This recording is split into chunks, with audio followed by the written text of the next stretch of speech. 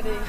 So today we have a very packed agenda. So first we start with the global outlook for 2026. We see international rules-based order under very much strain. We also see transatlantic ties not being the same that they were, and still we have threats like Russia's war going on in Ukraine. We have instability in the Middle East, so there's a lot to discuss. Then we talk about Ukraine. Of course, we see the talks also in Abu Dhabi, but on the Russian side, there are only military personnel present who don't have a mandate to agree on anything, which means that they are definitely not serious about the peace. Peace, it's the opposite. They are bombing Ukrainians, trying to bomb and freeze them to surrender.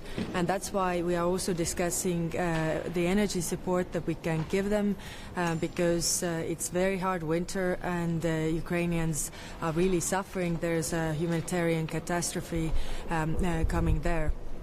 Also positive is that we are going to blacklist Russia on the money laundering list, because they are using the means to fund this war. I think any mean to pressure Russia into real negotiations is good, and we are going forward with this. Then we are talking about Middle East.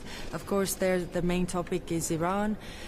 We are putting new sanctions on the list, and I also expect that we agree on listing the Iran Revolutionary Guard on the terrorist list. This will put them on the same footing with Al-Qaeda, Hamas, Daesh. If you act as a terrorist, you should also be treated as terrorist. It is clear what we see, the death toll in the protests that were in Iran, and the means that were taken by the regime are really severe. So that's why we are also sending a clear message that if you are suppressing people, it has a price, and you will be also sanctioned for this. And then, of course, in the Middle East, we also talk about Syria, we talk about Gaza, and what we can do there. And then, in the end, we also have a discussion about the Great Lakes, what is happening there, and what more can we do to bring stability to the region. Thank you. What specific new sanctions are you talking about? What can we expect?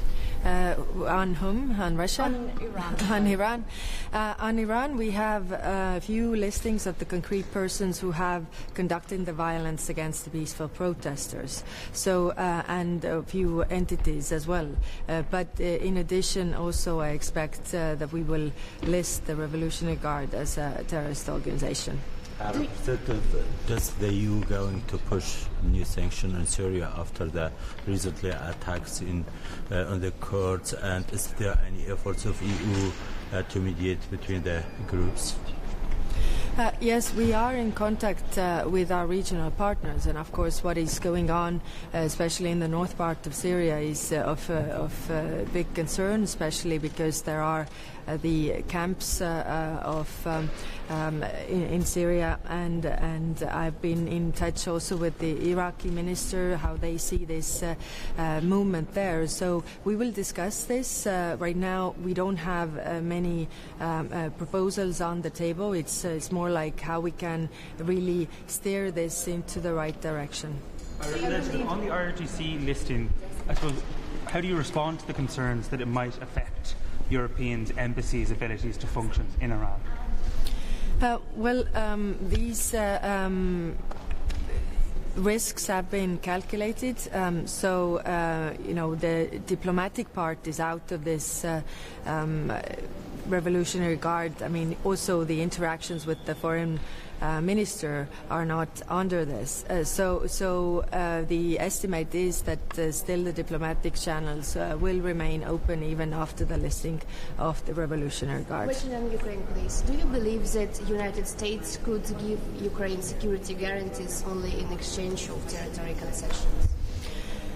My worry is that we have seen a lot of concessions also on the Ukrainian side, but that is blurring the picture because Ukraine is not the one who is doing the aggression. It's Russia who is doing this. So we should put more pressure on Russia so that we would see concessions on the Russian side.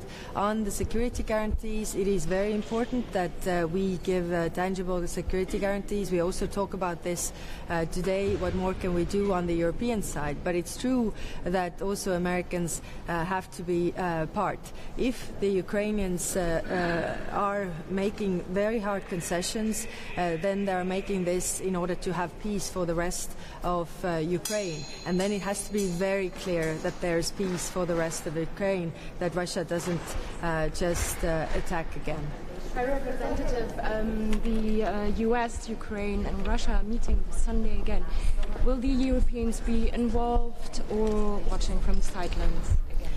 Well, again, if we look at these talks, then who is representing Russia is the military personnel who does not have any mandate to agree on the peace as such. So clearly Russians are not serious about this. And for us it is important that we really see that we push Russia into really having negotiations. Right now they are just pretending to have them. We see them increasing their attacks on Ukraine because they can't make moves on the battlefield, so they are attacking civilians. In October the number of civilian targets had been 93%. I think right now it's much, much more. So Russia is targeting hospitals, schools, apartment buildings, critical infrastructure, energy infrastructure in order to bomb and freeze Ukrainians into surrender. And we really have to be very clear-eyed about this. About the situation that you are talking about, the Russians, they are not serious, but the Americans, they are serious. They send Kushner and Witkoff.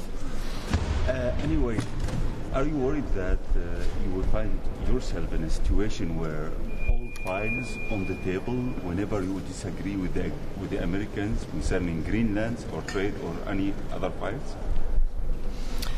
Well, we have, of course, still a lot of cooperation with the Americans, and we are in close contact when it comes to the Middle East, when it comes to also Ukraine in this. But it is clear that any deal to work, it has to have Europeans on board, because this war is here, and we have seen now that Americans have not supported Ukraine for almost over a year already.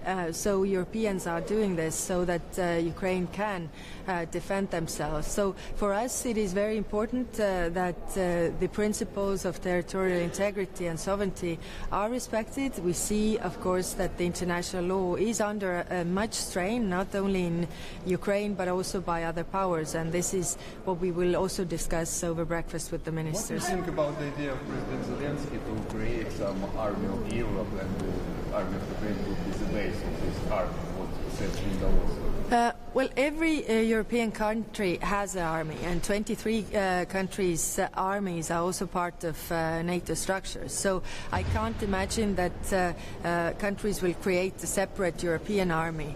So it has to be the armies that already exist. So we need to see how that works in practice. For me, it is understandable that in military you have to have a very straight and understandable chain of command, so that whenever something happens, it's clear who gives orders to whom. If we create parallel structures, then it's just going to blur the picture, and in times of trouble, the orders might just fall between the chairs. Prosperity plan for Ukraine, because EU is involved, at least the EU Commission, in developing this plan. But do you know something? Will the EU a part of this agreement, or it's just observer? How it will work? Yes, the European Commission is working on the prosperity plan, and also Commissioner Koss will inform ministers about this today. Of course, Ukraine's prosperity is very much interlinked with Europe because they are geographically in Europe. So clearly, we have a role there. High Representative, yesterday Georgian Dream announced much more restrictive laws against the NGOs, journalists, media, also political actors. In this situation, how can you support Georgian people, as media and civil society? Because this law will be adopted in nearest days. Yes, I expect some of the ministers also to raise this issue, and what we have done before, as we are supporters of human rights and fundamental freedoms. Also, press freedom is one of those.